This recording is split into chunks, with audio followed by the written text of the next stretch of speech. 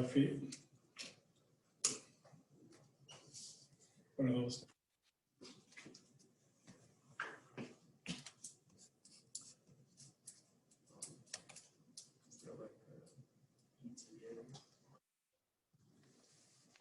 Grading the exam.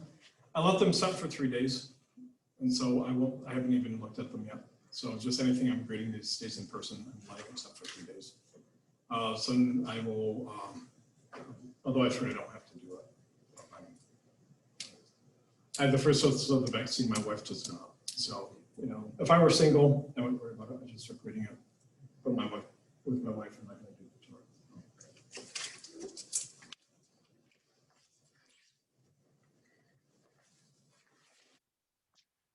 Okay, how are we doing time-wise?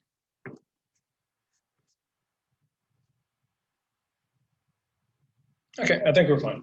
So what I want to do today is continue doing, he'd ask about when the exams would start being graded, and I'll probably start doing them either later today or tomorrow. I'm not anticipating them that long to grade, so I think I can improve them all really fast. So we're doing E&M stuff, and so we're going back to there.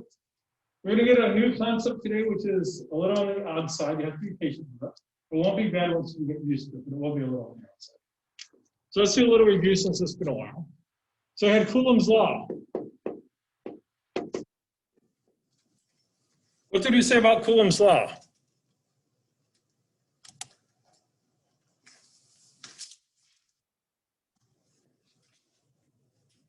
It's for two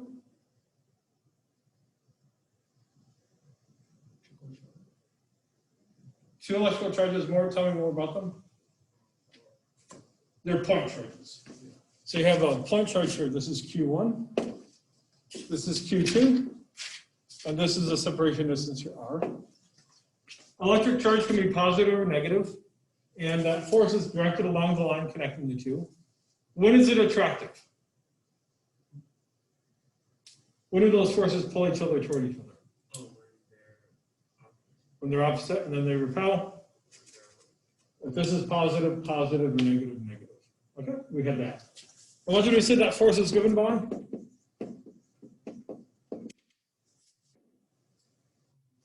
Look at the magnitude of this. We said it's equal to. Okay, that was your proportionality constant.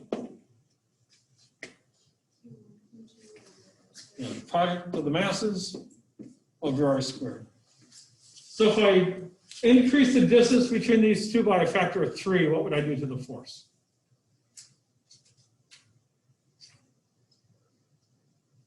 Comes in squared. So if R goes to 3R, F goes to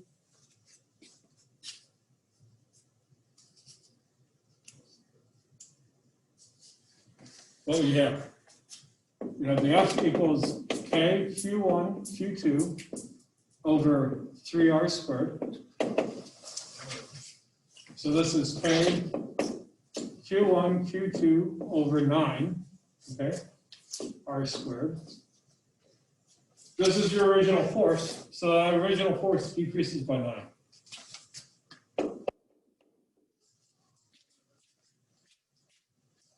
What would happen if R goes to a quarter of R?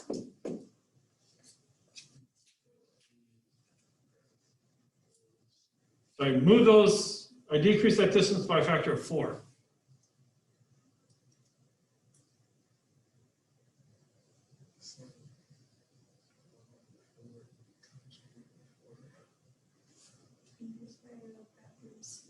Exactly. So in this case here, you have the forces is K Q1, Q2 over R over 4 squared. Well, that's the same thing as R over 16, but I can take that to the top. So this is 16K Q1 Q2 over R squared. That's the original force. So the force increases by 16. Okay?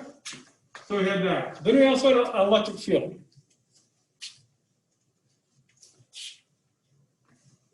Okay, so what did we do? We took an object, we put an electric charge on it, We put electric charge over all this. And we talked about this object as having an electric field. And how did we say we measure the electric field?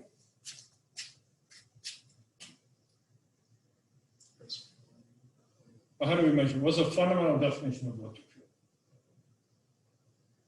We go to some spot here.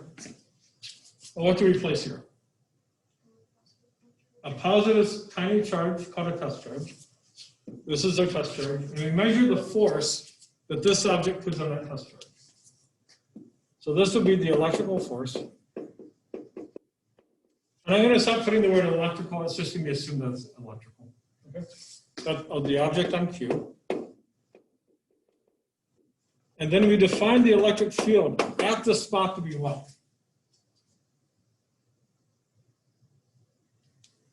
Definition of this is this force over that Q.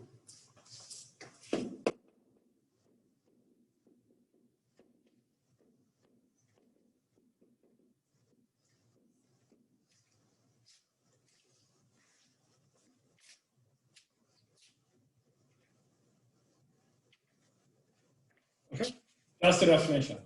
And so what I want you to do now is, when you have an object and you put charge on it, think of this object as having some electric field around it.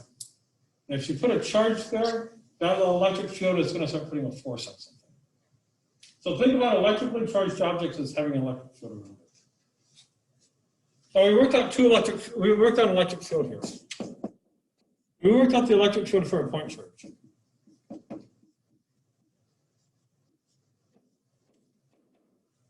What did we say the magnitude of the electric field for a point charge was?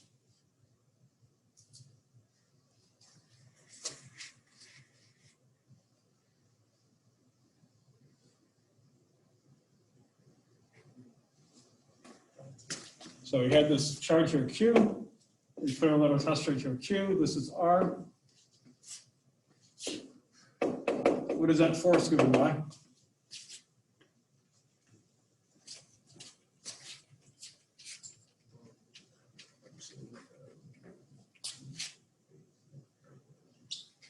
Two point charges. What's the force? K. Big Q. Small q. Over R squared. So the electric field is what? It's just big K, little k. Big Q, little q. Okay, over little q. The little q's cancel. You're left with this. So that's the electric field for a point charge.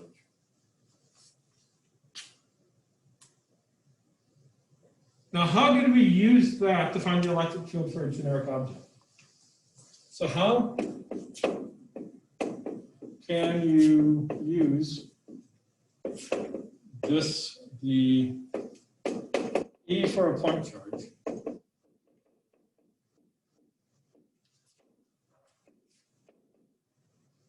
to find E for a generic object? How do you say we do this?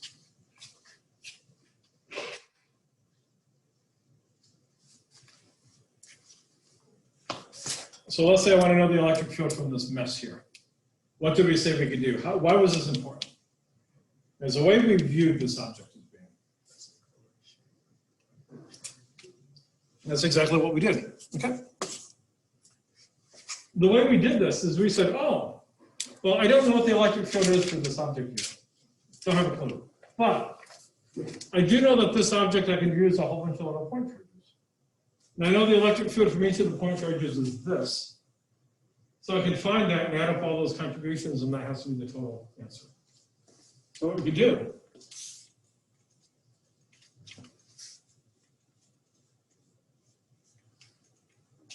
is that we can treat charged object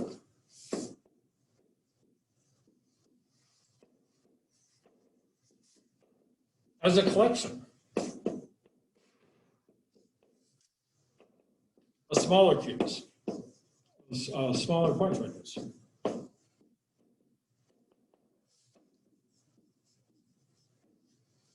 And add all of their contributions, all of their individual E fields.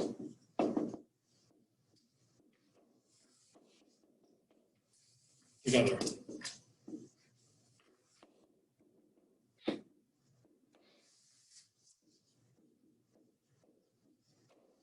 We did this with one example. What was the example we did before the Phys?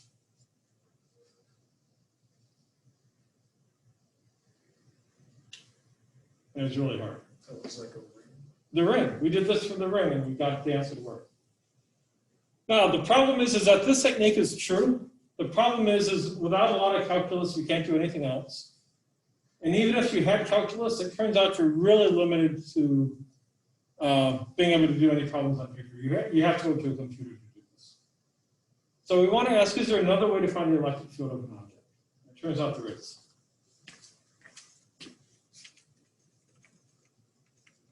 So although this method works in general,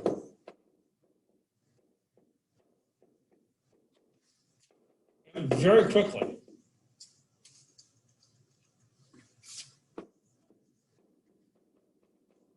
becomes difficult to use.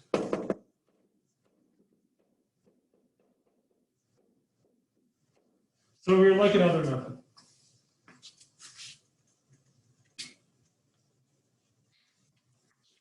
So we would like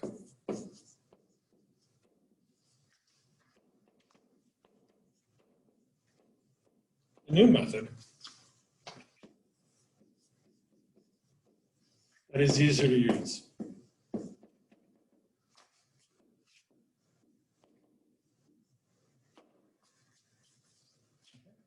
That new method is going to be called Gauss's law.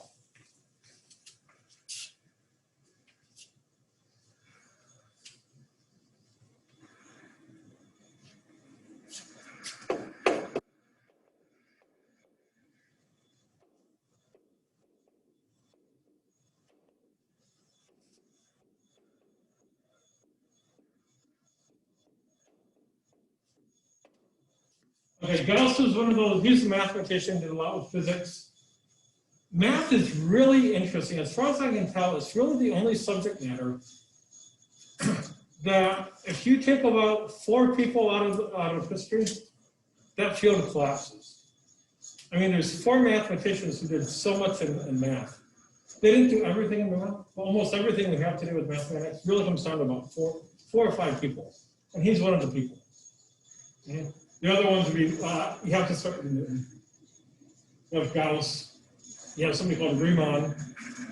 You have another, there's a Frenchman called Cauchy. And then you can argue who the fifth is. But he would certainly be one of the top practitioners of math. Absolutely brilliant. Okay, what does this all state? Now, this is going to be a little abstract. It won't be hard once you get used to how it works. When you first learn it, this is very abstract and it looks weird. It's just going to come across looking weird. So just be patient. Okay, so before we do this, we developed Gauss's law. We need the idea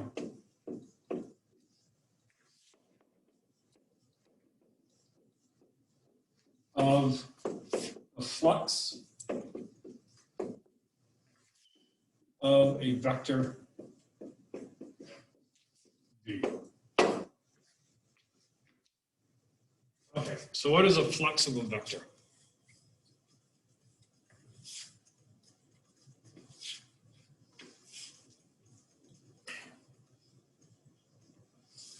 Okay, so suppose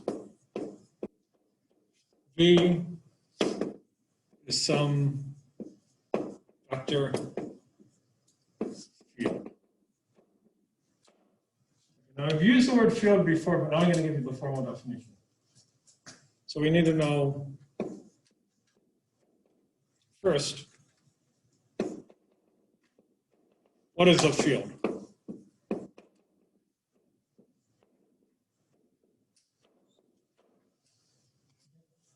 You talk to somebody in physics or math, well, actually not math, they have a different type of field. A field, what it is, it's going to be some quantity that exists at every spot and at every time. So a field is a physical quantity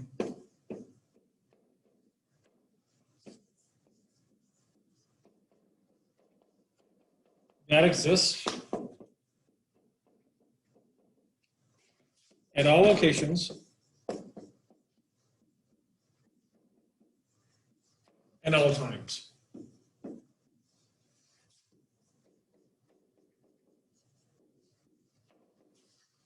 Let me give you an example of a field.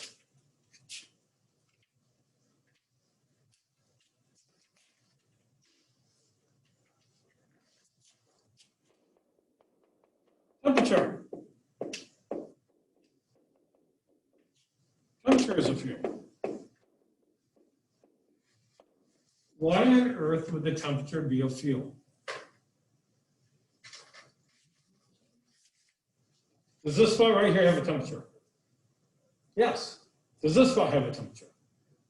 Okay, it has a temperature at 11:35. Will it have a temperature a moment later? Yes. It doesn't matter where I'm at in the room, at any position, at any time there's a temperature. So it's a field.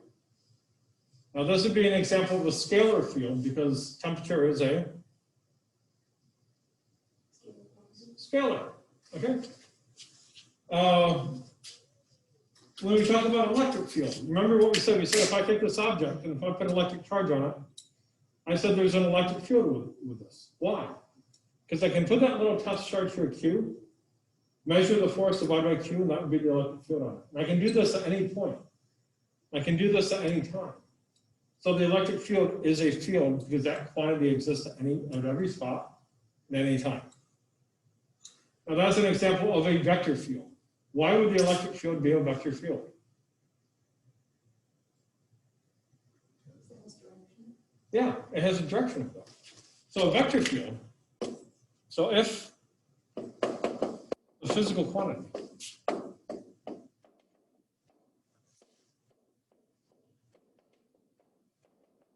is a vector, it is a vector field.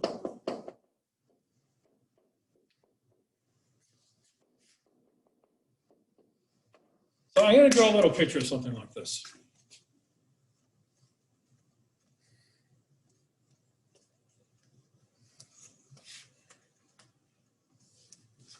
So I'm going to draw some vector field like this, like this.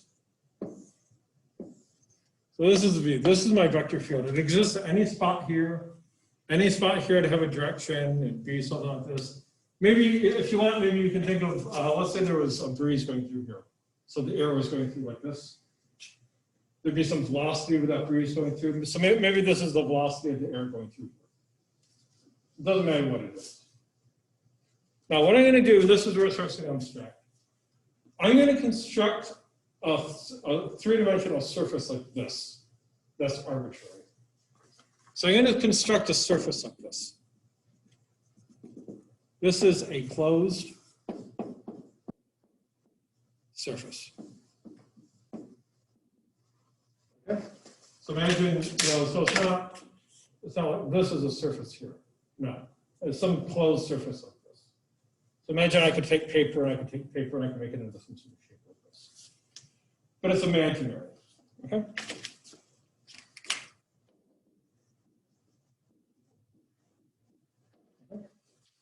This imaginary closed surface is called a Gaussian surface.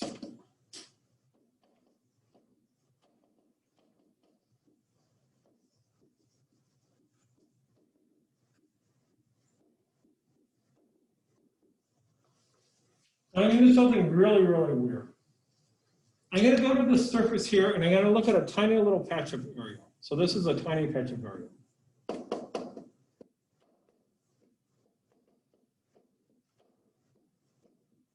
And I call that patch of area dA.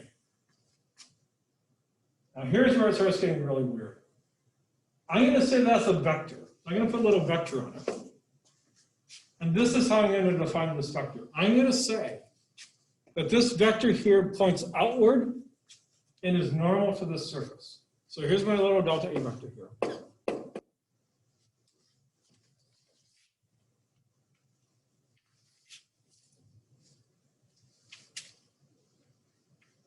So this is, by definition,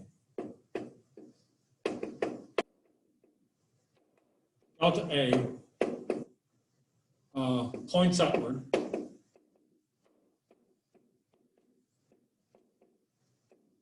And is perpendicular to the surface. And the word perpendicular and normal mean the same thing. So suppose I'm over here.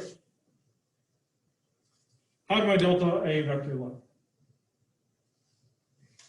Well, this would be my delta A vector. Suppose I'm down here. How do my delta A vector go? Right here. Exactly.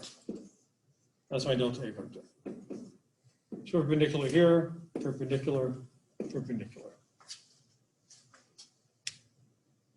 Okay? Now we're going to define the flux in the following. Here's my, right here, here's my vector here, B. I'm going to ask how much of this vector B pokes out through dA. So let's ask how much of V points along. So right here, I'm going to draw this little picture here. So here's my little surface. Here's this guy here. Here's my delta A vector. Here's my V vector. I want to know how much of this vector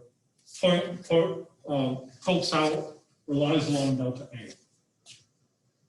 What would that be?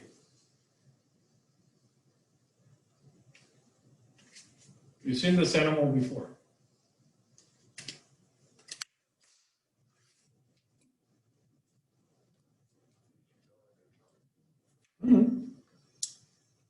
Saw this first semester, you saw it, I think you were in this semester again.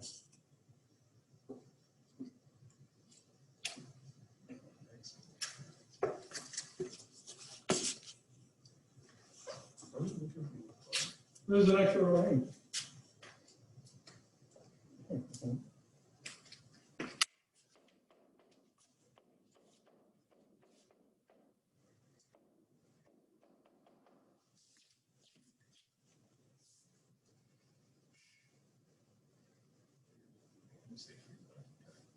Oh, wow.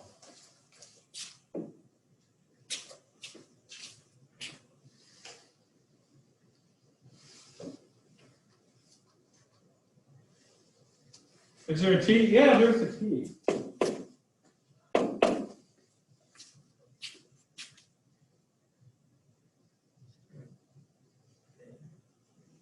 A, oh wow.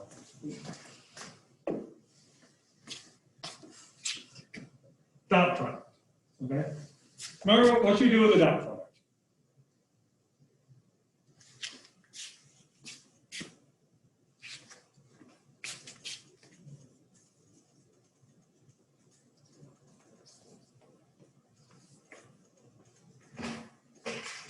Okay, cool.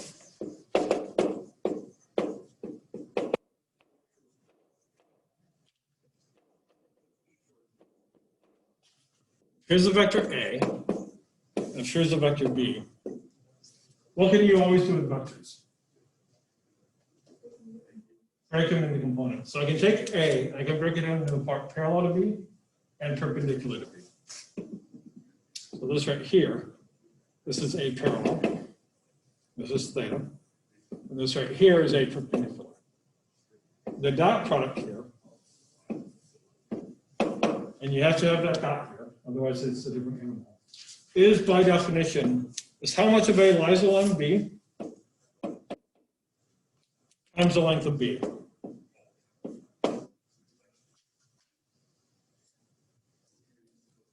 What is A parallel?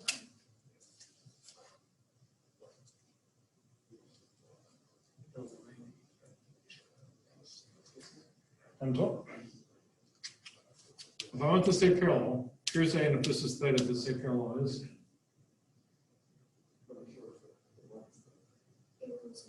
A cosine theta.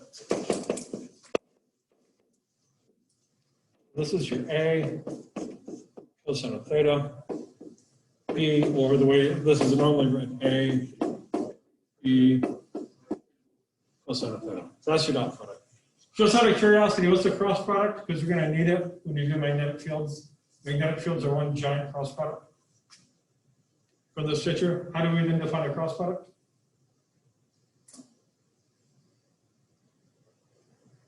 It's going to be A perpendicular, 10 times the length of B. So just kind of keep that. We're not there yet. This is what we're doing.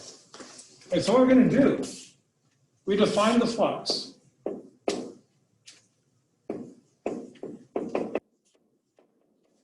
We define the flux of V through delta A as, so phi is your flux. The delta means a small amount of flux is by definition V dot A.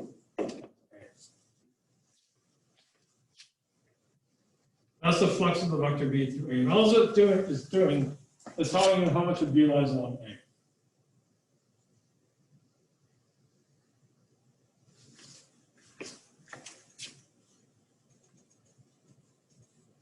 So if you go back to our picture here, here's our V, here's our surface. Here's a little delta A here. So if I want the flux here, the flux through that little area is by definition V dot.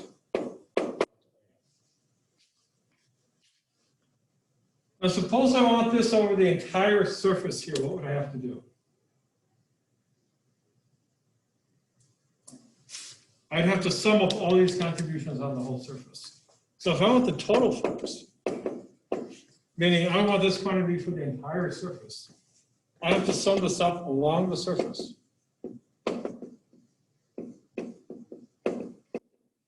This V dot A.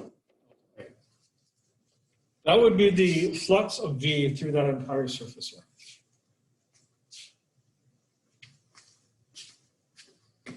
A very abstract quantity. So now what we're going to do, we're going to apply this now to electric fields. So apply this idea.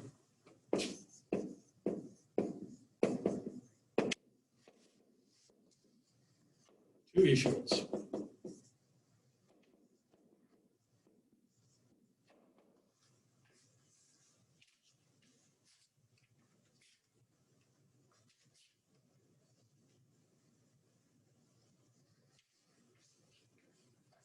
So what do we have? Let's say here's some, I'm going to put charge all over here. So here's some charge.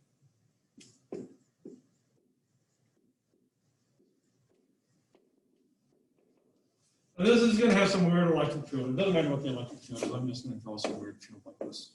We'll find out more how to draw these a little bit later on. So this is electric field. I'm going to imagine a Gaussian surface on this. So this right here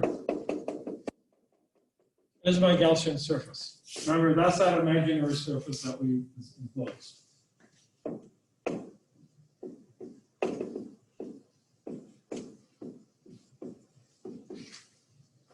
And I'm going to ask, what is the electric flux through here?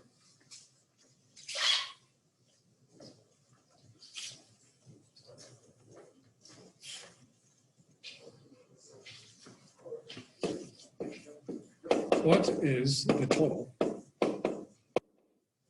electric flux through the surface?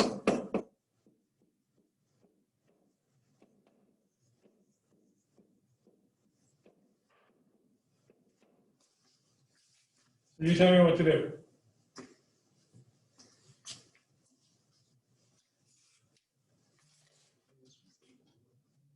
What? Okay, so I can look at a little area here. How's the dA vector have to go for that? For the dot vector? has to go outward and normal. Here's my E. Keep going. Yeah, in this case, instead of having, the V was the generic vector. Okay. This is the electric field vector. Okay. So how do you find then the electric flux? You're doing great. Keep going.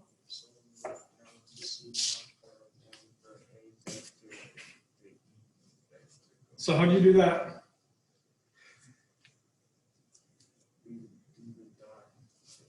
You take the dot product. Perfect. So the flux right through here is going to be E dot delta A. If I want the total flux, what do you then have to do?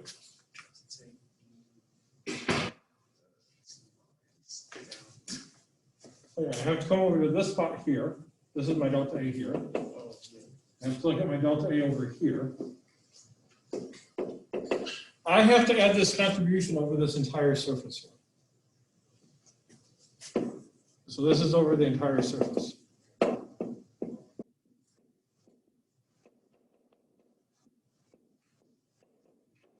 Now I get the total electric flux through that surface. Yes. Which part? With the dot. The dot is.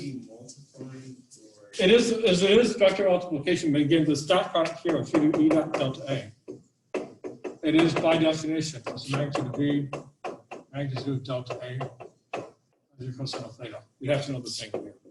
Okay. That's what it is, the dot product. It's always that quantity there.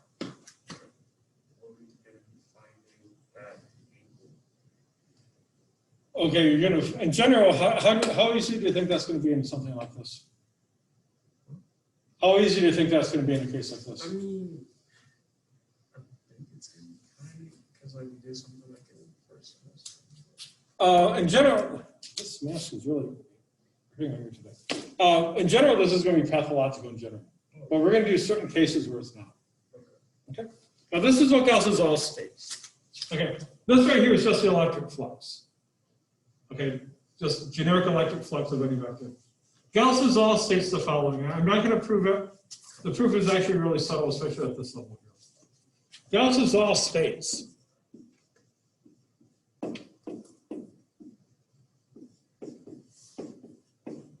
that the total electric flux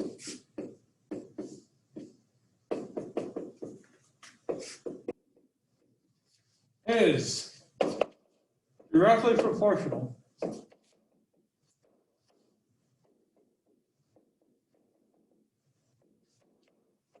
to the electric charge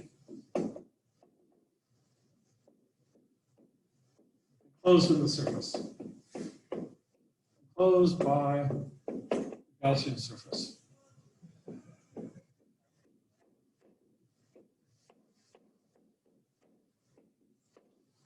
Meaning this.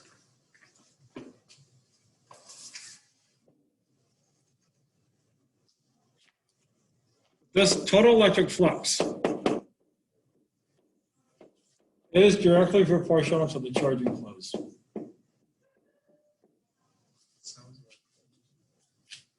No, but you can use it and so on. Okay.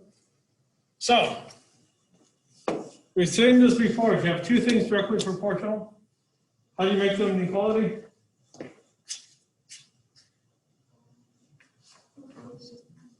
You put in a multiplicative constant. The multiplicative constant is weird. Okay? So to make this an equality, to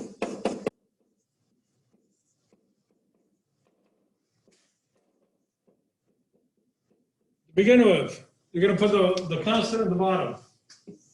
It's going to be epsilon naught.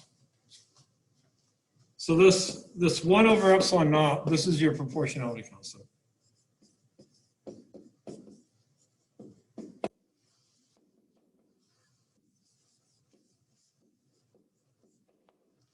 This epsilon naught is given a very weird name.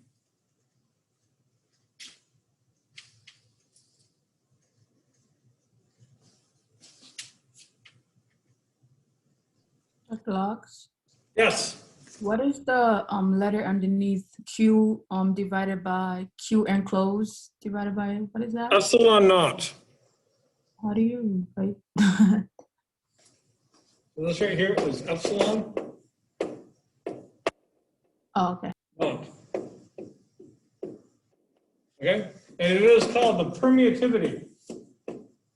Permittivity of free space.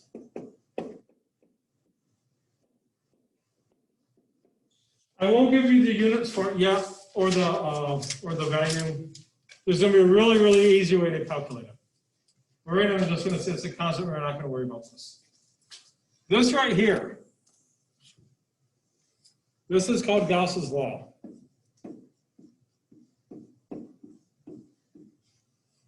It is always true.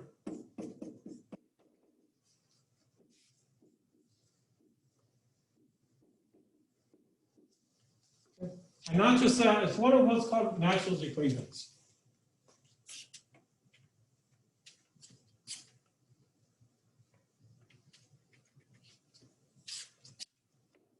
So Gauss's law is one of four Maxwell equations.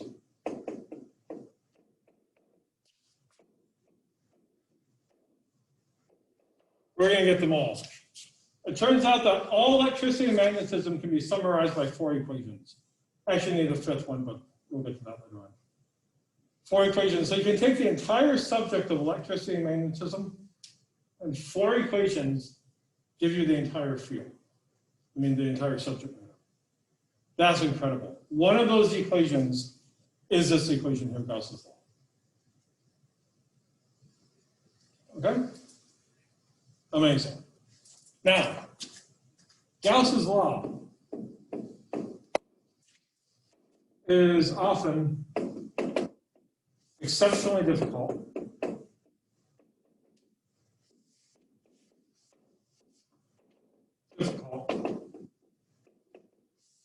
To use. However,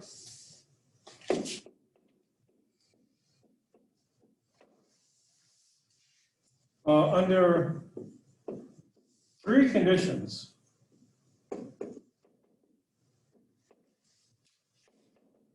it is very easy and a simple method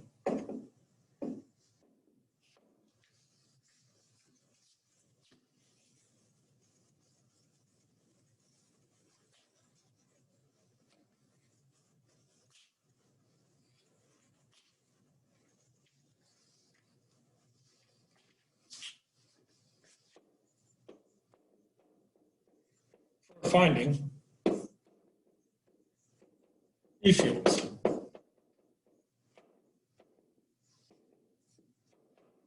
So Gauss's law is always true, but good luck trying to solve it. Usually that can be absolutely pathological to do. However, there's going to be three cases, and there's going to be three simple geometries. It's going to be actually easy to do.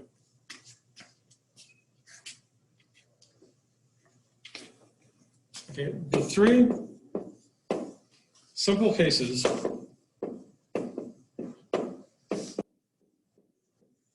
involve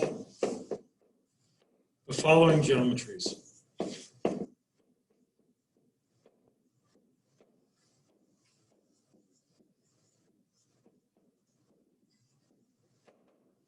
First, spherical. If you see a spherical geometry, you can use Gauss's law easily. Spherical.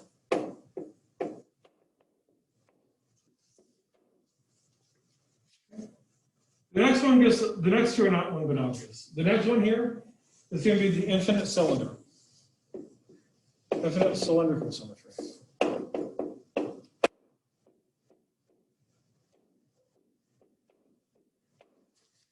And then even if you had a wire, just not a finite wire, but a wire that went on forever, that would have cylindrical symmetry this way.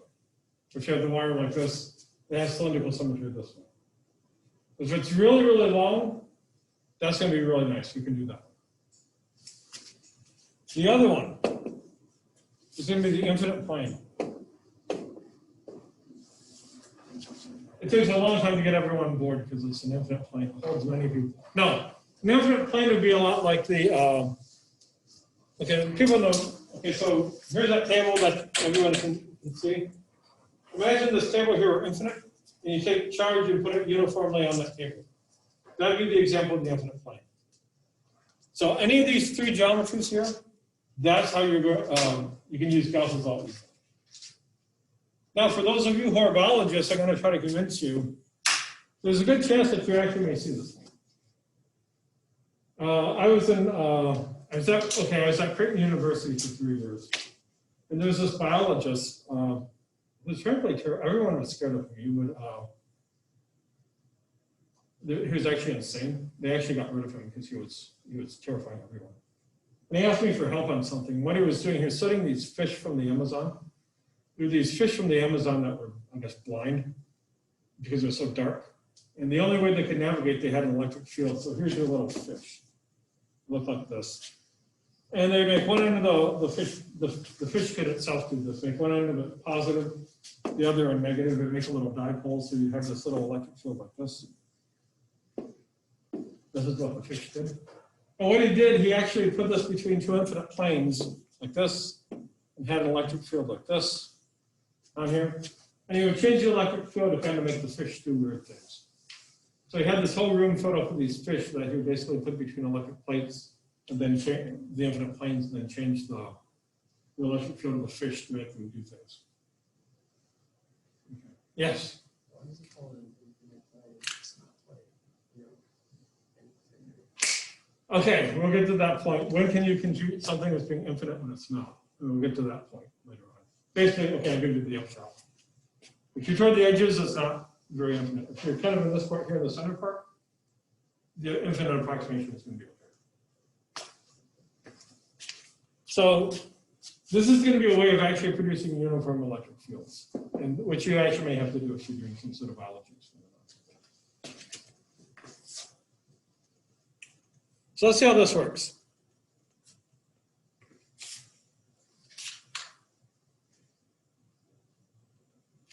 Okay, let's take an example. Let's have a little point charge here. This is plus Q. I want you to use Gauss's law to find the electric field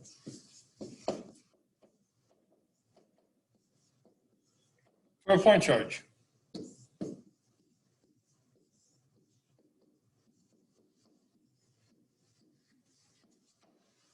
Now, offhand, this seems kind of stupid. How come? What do we already have? We already have this result. What's the answer? What's the electric field for a point charge?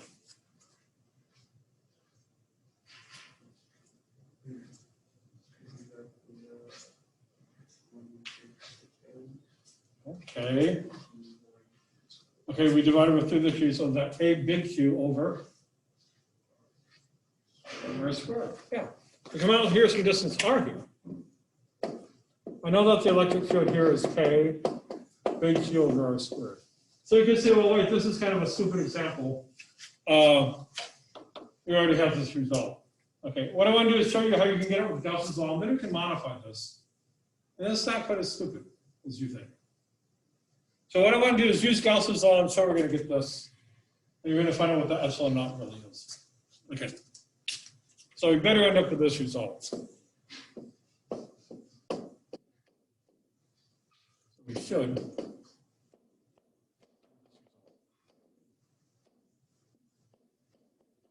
This would be a good example of how to do Gauss's law.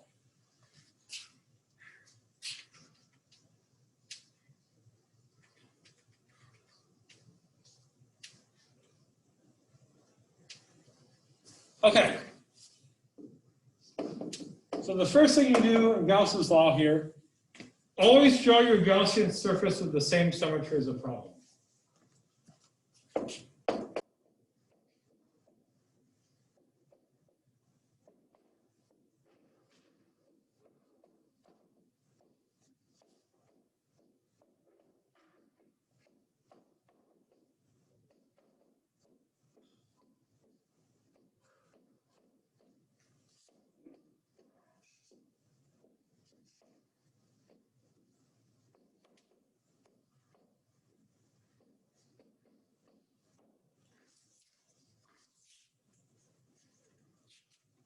Okay.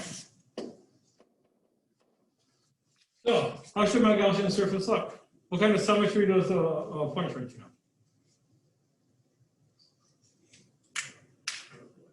What kind of symmetry is there associated with the point charge?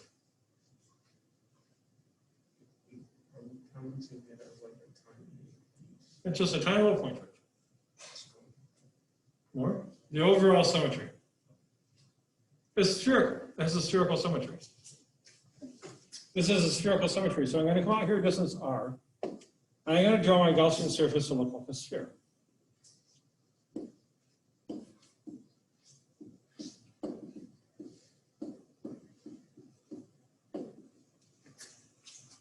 Okay, so that's the first thing you do.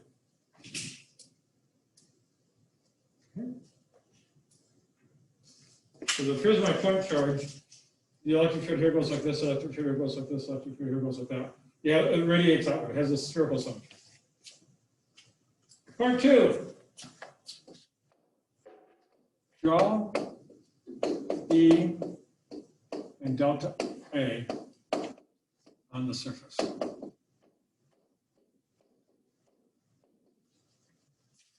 It doesn't matter where I go on the surface. Give me a spot to draw E and delta A. Let's say here. So if I'm right here, how does my electric field go? Yeah, if I'm right here, the electric field goes out like this. How does my delta A go right there? If it's a sphere. If I draw my little delta A here, it goes in the same direction. Suppose I'm over here. My E goes this way. How does my delta A go over here? Same direction. Okay. Next part. Evaluate that sun.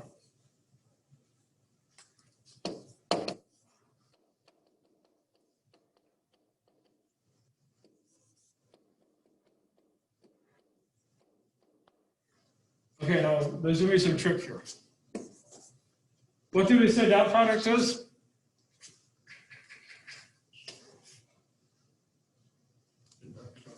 How do you calculate a dot product?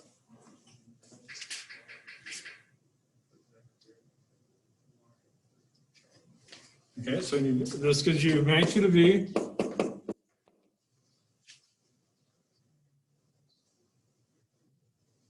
Magnitude of delta A. Times the cosine of the angle between the two vectors.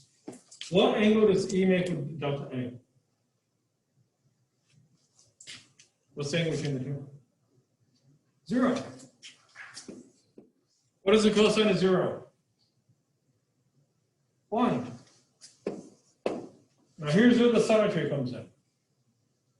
By symmetry, what can you say about the magnitude of E anywhere on this Gaussian surface? Because of spherical symmetry.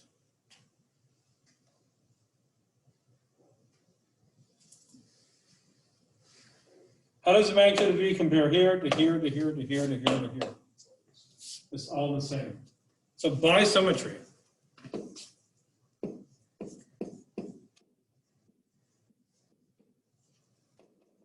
E is constant on, because E is not constant, it's only the magnitude is constant on the Gaussian surface.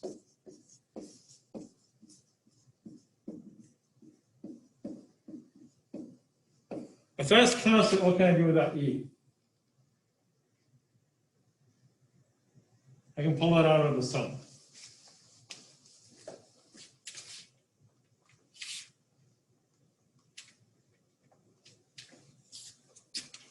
And say this right here. Is this.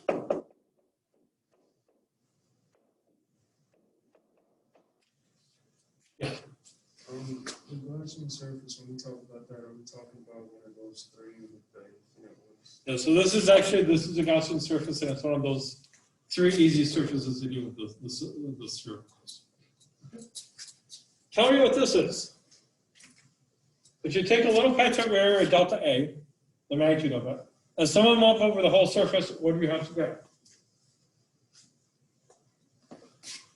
So I take this patch of area, this patch of area, and this patch of area, I sum them up over the whole sphere, what do I have to get? The surface area of the sphere. This has to be A of a sphere. What is A of a sphere? What's the surface area of a sphere? 4 pi r squared. So this whole thing is magnitude of V, 4 pi r squared. That's what this is here. Okay. What does this have to equal from Gauss's law? Therefore, we have to determine Q enclosed.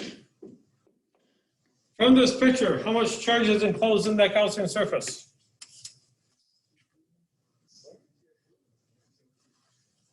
How much charge is enclosed inside here?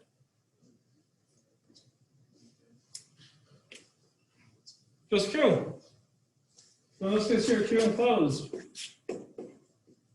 That's Q. I'll go over this one tomorrow because I just want to finish up this exercise. I'll go back over it again tomorrow because it's a little fast. So now if I put everything together in Gauss's law, we are done. This side here is this. This side here is my Q. Here's my epsilon naught. Divided through by this, and I have my electric field.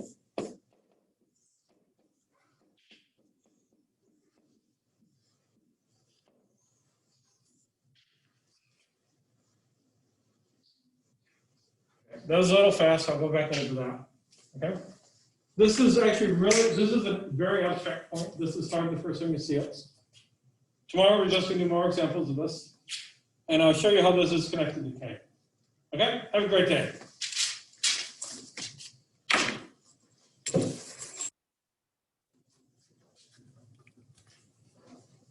I'm still writing the last equation, so Okay, I'll leave it up. thank you. Yep.